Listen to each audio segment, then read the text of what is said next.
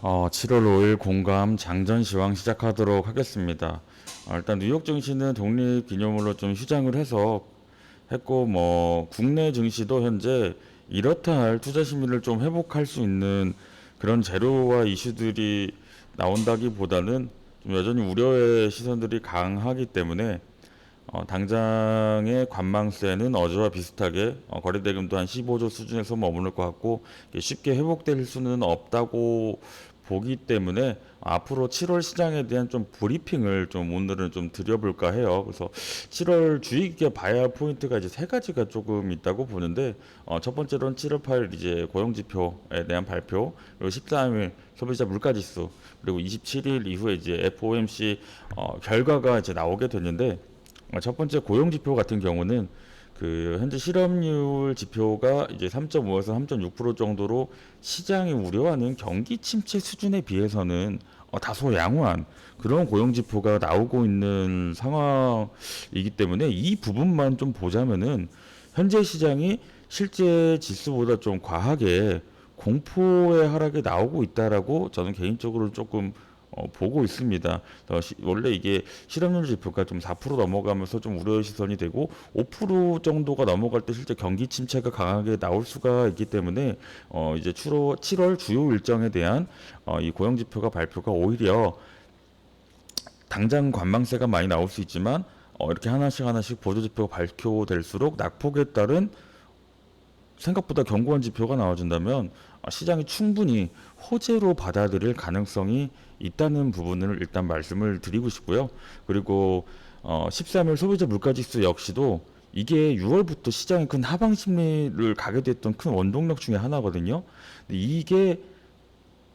그렇기 때문에 이 13일까지 중요하게 좀 관망하시는 분들이 많을 수가 있어요. 그렇기 때문에 다음 주 정도까지 시장이 좀 얼음 상태로 있을 가능성은 있지만 이 6월 발표된 5월 소비자 물가 지수가 예측보다 상회하면서 전체적인 충격을 주었다면은 이번 이제 발표될 이제 6월 소비자 물가 지수는 자이언트 스텝 이후의 심리가 좀 반영되어 있기 때문에 큰 폭은 아니지만 예상보다 혹시라도 좀 동결하거나 하회하는 수치가 나온다면은 이조차도 지금의 얼어붙은 공포 심리에는 시장의 큰 호재로 받아들일 가능성이 있다. 그리고 결국에는 좀 자이언트 스텝에 대한 효과가 나오고 있다라고 확실히 보아도 좀 좋은 지표이기 때문에 이게 또 연동적으로 다가올 이제 FOMC에서도 영향을 미칠 수가 있다는 거죠. 그래서 한 차례 자이언트 스텝을 이제 더 하게 된다고 하면은 이제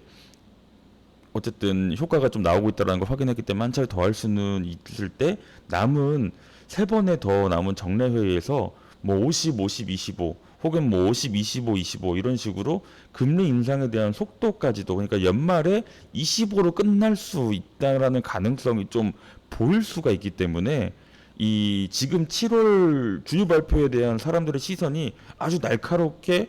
서 있고 그거에 대한 지금 관망이 굉장히 좀 과도하지만 오히려 주요 발표가 될수록 지표가 발표될수록 실제 수치에 대한 과도한 하락에 대한 안정 심리가 당분간의 시장 심리에 반영이 되면서 7월을 기점으로 3분기 전체적인 단기적인 반등이 좀 나올 수가 있다라는 부분에 대한 저의 의견을 좀 말씀을 드리고 싶습니다. 물론 이러한 부분들이 실제 지금 미국 그 경기 침체 얘기도 이제 내년 2분기 정도를 바라보고 있는 그 증권사 전망이 굉장히 많기 때문에 실제로 그 우려가 이제 가속이 되려고 하면은 최소 1분기 혹은 올해 4분기에 시장이 이제 크게 좀 한 번 더 충격을 받을 수가 있다라고 보는데 지금 같은 충격이 계속적으로 이어질 수는 없기 때문에 한 번에 이제 반등이 나와 주는 게 또 이게 시장의 심리거든요. 그래서 그게 나와 준다면은 시기는 지금의 이제 3분기가 가장 확률이 높다라는 말씀 드리니까 여러분들 조금 지금 좀 조금 자신감을 좀 가지셔도 좀 너무의 우려의 시선보다는 앞으로 7, 8, 9 좀 굉장히 좀 긍정적으로 지켜보셔도 좋다라는 말씀 일단 우선 드리고요. 금일 시장 재료 같은 경우는 사실상 이게 전일과 크게 다를 바가 없어요. 그동안 제가 시장 이야기보다는 시황에서는 좀 재료 그날의 재료 이야기를 많이 해드렸는데 요렇게 제로를 보시는 분들이 많이 없어서 그동안 제로 얘기를 해드렸는데 오늘 같은 경우에는 큰 이슈가 없으니까 전일 시황 이슈들 전체적으로 검토를 하시고요. 그리고 이제 어제 전체적으로 낙폭이 나온 것 중에 최근 많이 상승했었던 뭐 신재생 에너지 있었죠. 그리고 식량 관련주들도 계속 하락을 하는데 아직까지는 뭐 이런 전체든지 이제 에너지라든지 식량도 이제 안보라고 본다면은 안보 관련 이슈가 아직 계속 지속되고 있기 때문에 과대 낙폭에 대한 부분이 오늘 큰 반등으로 다시 한번 그 수치를 올려줄 수가 있기 때문에 에너지 식량 관련주들까지 오늘 관심 테마에 좀 넣고 당분간 보시는 게 좋을 것 같습니다.